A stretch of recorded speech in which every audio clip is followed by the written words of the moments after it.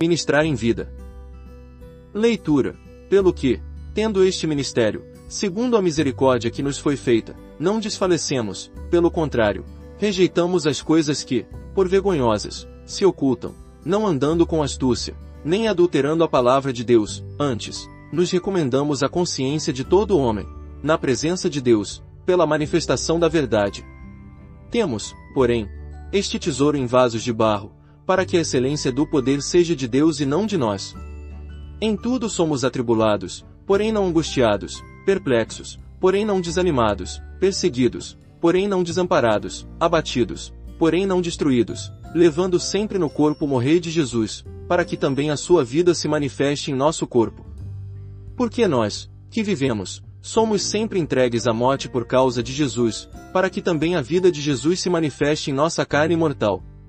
De modo que, em nós, opera a morte, mas, em vós, a vida. Por isso, não desanimamos, pelo contrário, mesmo que o nosso homem exterior se corrompa, contudo, o nosso homem interior se renova de dia em dia. 2 Coríntios 4, 1-2, 7-12 e 16. A segunda carta aos Coríntios é um livro muito importante, pois nos fala como deve ser a pessoa que serve a Deus. Por exemplo, os capítulos 8 e 9 nos falam, entre outras coisas, qual deve ser a atitude do servo do Senhor em relação ao dinheiro. Também vemos em 2 Coríntios o que significa ministrar em vida. De todas as epístolas de Paulo, 1 Coríntios é a mais rasa e superficial, pois trata principalmente com o certo e o bom, por isso, não é tão profunda. Entretanto, 2 Coríntios é a mais profunda de todas as epístolas, sem dúvida. Efésios é a mais elevada, mas 2 Coríntios é a mais profunda. 1 Coríntios trata bastante de questões e problemas exteriores, mas no meio de tudo isso uma porção de realidades espirituais interiores vitais de grande preciosidade se destacam.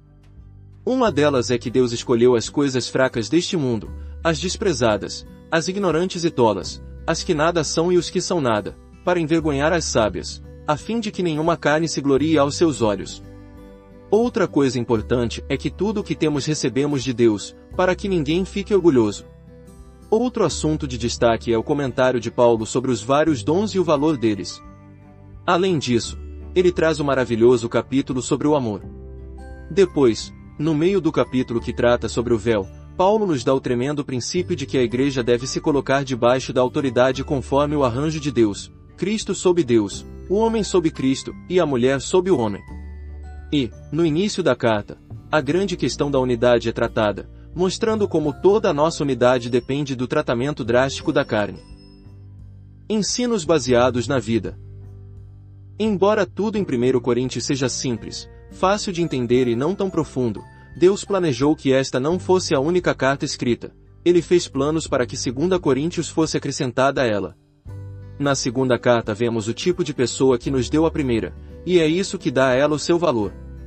1 Coríntios é construída sobre a vida espiritual pessoal daquele que escreveu 2 Coríntios, e isso faz toda a diferença.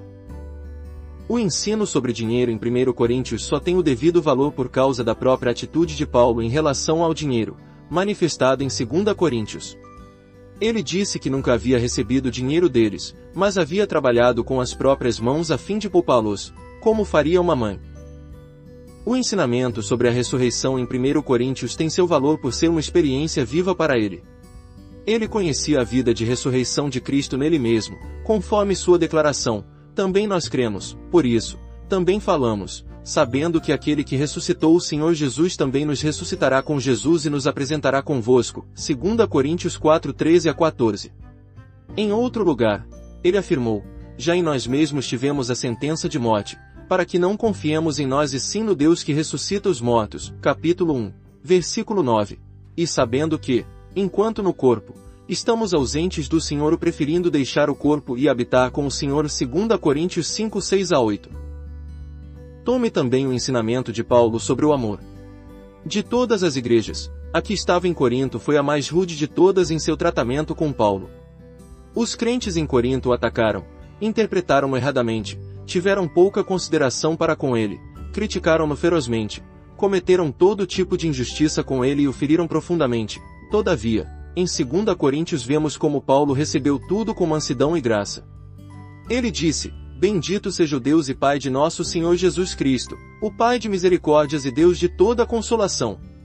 É Ele que nos conforta em toda a nossa tribulação, para podermos consolar os que estiverem em qualquer angústia, com a consolação com que nós mesmos somos contemplados por Deus. 2 Coríntios 1:3-4.